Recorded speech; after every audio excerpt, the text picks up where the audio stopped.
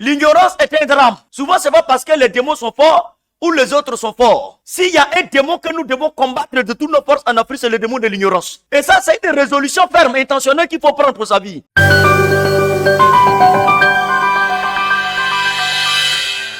Des ténèbres de ta famille que tu vois, de ton quartier, des difficultés que tu vois, un entrepreneur, c'est de prendre conscience qu'en réalité, l'art de l'entreprendre, c'est de constater qu'il a des difficultés, qu'il a des problèmes et auxquels tu dois trouver des solutions. Je suis la tête et non la queue. Est-ce que tu as vu que tu as la tête facilement comme ça? Il ne savait pas de le dire. Quelque part, il est écrit dans le psaume 121. Je lève les yeux vers la montagne d'où me vient le secours me vient de l'Éternel. Ton secours ne viendra pas des politiciens. Hein? Il va venir faire sa part. Mais ton secours vient de ta capacité à voir la lumière dans les ténèbres. Si tu es entrepreneur, déjà, c'est là. Cher Africain qui m'écoute, laisse-moi te dire, tu n'es pas pauvre. Déjà, il faut accepter cette vérité. Tu es pauvre par rapport à quoi? Est-ce que c'est vrai ça? Comment on peut croire en de tels mensonges? Quelles sont les sciences d'expertise africaines qui ont sorti leurs véritables indicateurs économiques pour que ça s'approprie à la réalité de l'Afrique? Parce qu'il y a plein d'anarques dedans. Tu es vraiment affranchi quand tu as vraiment accès à la connaissance. Je vous dis la vérité. Parce qu'il n'y a aucune dignité dans la misère. Et on nous a fait accepter beaucoup le message de la misère.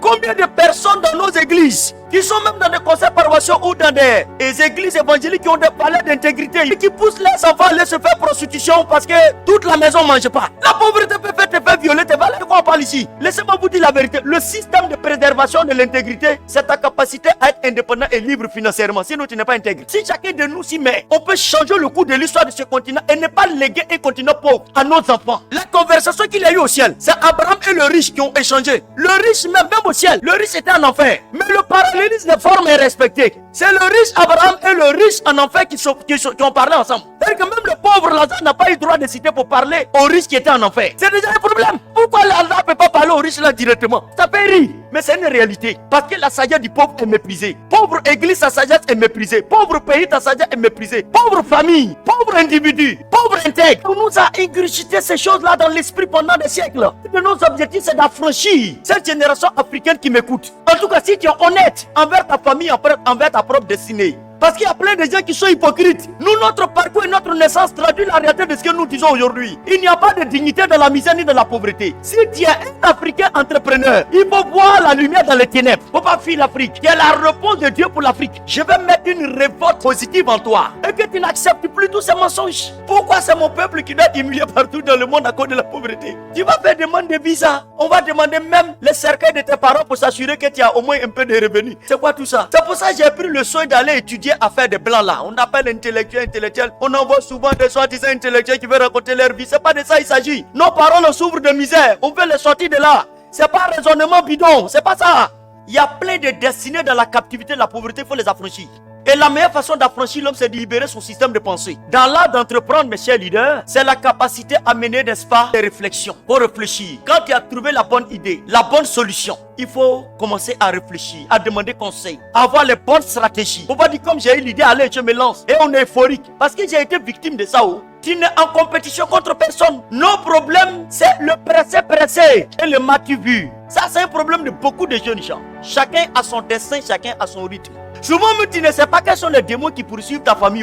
Donc, on n'a pas la même nature de démons. Parce que nous, dans l'Afrique, et on n'a pas la même taille de sorciers aussi dans nos familles. Peu importe ce que tu as comme idée, tu as besoin souvent de demander conseil, de mener des réflexions pour savoir l'idée que j'ai là. Est-ce que c'est pertinent? Quelle est la légalité de ce que je veux faire? Est-ce que c'est légal? Est-ce que les lois de mon pays autorisent? Quels sont les acteurs qui ont déjà fait? Est-ce que certains ont échoué ou bien certains ont réussi? Tu ne peux pas sortir de la lumière et puis rentrer dans les ténèbres. Si tu commences jeune, gloire à Dieu, tu as le temps de commettre des erreurs pour apprendre. L'avantage de commencer jeune dans la vie, c'est que l'école de la vie te pardonne beaucoup d'erreurs.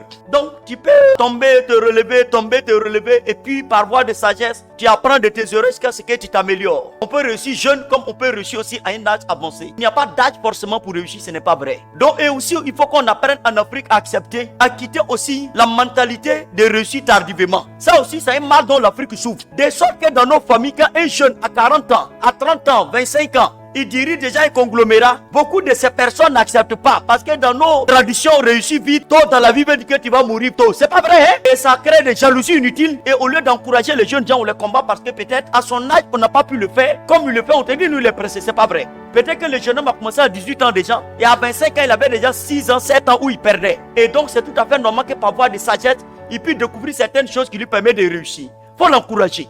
Il faut que ce soit quelque chose qui soit normal en Afrique. Dans nos familles, dans nos villages, dans nos régions. Il faut qu'on soit départ de ça. Notre tradition est belle, mais il y a des systèmes de pensée qui tuent l'émergence de l'homme et qui s'opposent au développement. Tout ça, il faut traiter ça de façon libre et sans contrainte et de façon sans complexe. Les gens ont peur d'entreprendre. Et quand ils commencent à réussir, ils se cachent. Aujourd'hui, là, il faut te tromper pour dire je suis dans les rues de New York. Tous les sorciers de ton village pour te visiter la nuit. Parce qu'ils ne sont plus dans ta maison, ils sont sur les réseaux sociaux. Et ils sont sur ta paille pour te surveiller. Donc, tout le monde se cache maintenant. Mais à force de cacher nos parcours, combien de jeunes pourront être inspirés? Et finalement, c'est les médiocres qui sont présentés et c'est eux qui sont exaltés.